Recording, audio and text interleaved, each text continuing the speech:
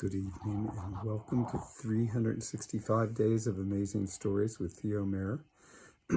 Here we are on day 289, and I'm beginning a story from 1001 Arabian Nights called Jullanar of the Sea. Now, there was once a king. He was the king of Persia, and he was loved by all of his people, feared by his enemies. He was discerning, intelligent, brave, cunning,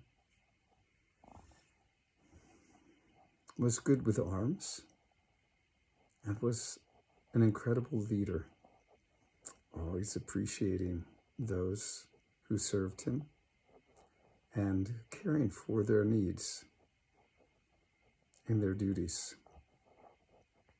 Thus he won the favor of everyone.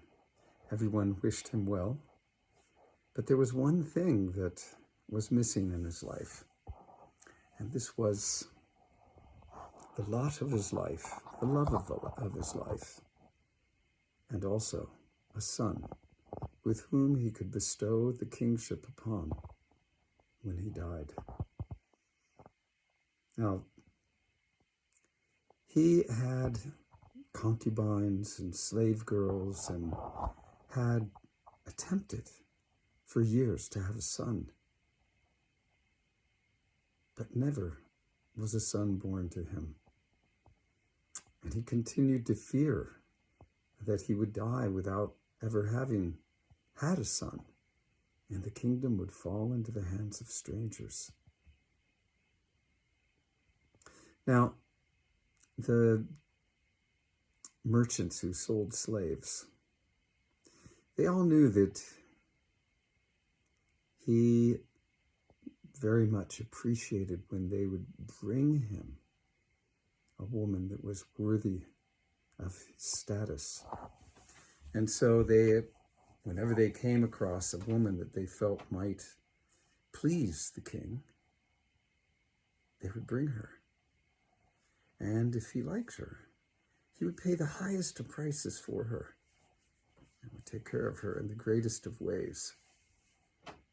He would make sure that that merchant, if that merchant had brought him a woman that he liked, that he would be well taken care of, that he would not have to pay taxes for what he had just sold. He would get a robe of honor and papers, making things good for him. All the merchants loved to try to sell the king a young woman. And it so happened that one of these merchants came one time, brought with him a woman that he felt certain the king would be enamored by. The king was sought for, and he went down to the place where the slave merchants stood, and he met with the merchant. And as was often the case, when a king would come into the company of one of the merchant would not be at ease. Why? Because he was anxious to be in the presence of the king. How do you behave when you're in such nobility? Such a person with power can bring you to trembling to be in front of him. This was true of this merchant. And so the king talked pleasantly with him for some time until he put the merchant at ease, allaying his fears. And when the king saw that he was at ease, he said, "So where is this woman that you have brought to me?" And the merchant said, "With your leave, I will bring her." So the king gave the merchant his leave, and the merchant went off and returned in a short time later. And the king asked, "Where is she?" And the merchant said, "She is standing behind the door with her servants. Shall I bring her in?" The king said, "Let me meet with her in a private room." So the king was led into a private chamber, and there then the woman was brought to him. And when he saw her, he was, well, taken by her slim and tall stature. She was slender as a reed, but tall, and seemed to be of a stately figure. When the king was left alone with her, he unveiled her, and he was taken by the beauty of her face. She was more brilliant than any banner, and what would put the moon to shame when the moon was rising. He was taken by her. She had long locks that hung down far beneath her waist, braided in 7 braids, thick like a horse's mane. Beautiful, sparkling green eyes that looked themselves like the ocean.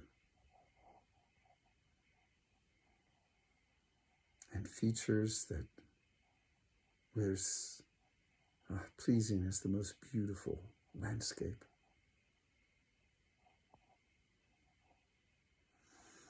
Well, the merchant asked her price.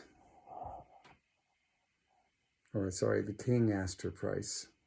The merchant said, well, I paid 2,000 gold dinars for her and have traveled 3 years with her to bring her to you. But for you, my lord, she is a gift, as it should be. The king replied, happy for this reply of the merchant, the king replied, yes, I will take her. And then he asked that 10,000 gold dinars be brought to the merchant, as well as one of his favorite horses and a robe of honor. The king returned to his kingdom with this woman and had her placed in the most beautiful of chambers. And she was cared for and had everything that she needed brought to her. Food, the best of drinks, clothing, anything that she needed.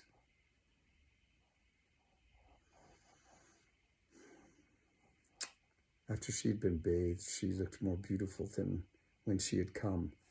And the king went to meet with her. When he walked into the room, she was standing by the window, looking out toward the sea. For at that point in time, the king was abiding by the ocean. He spoke to her, but she did not even turn her head. It was as if she didn't even notice him. He went to her and brought her over, sat her down upon a couch, him next to her, had food and drink brought, poured wine for her, and fed her out of his own hands the finest of foods. But she took no notice of him. She kept her head bowed low while he was feeding her. And to this the king thought, perhaps she was brought up ignorant and does not know manners. But when he looked at her, saw her grace and beauty, he thought, this cannot be the case. We'll leave the story here. The king wondering, what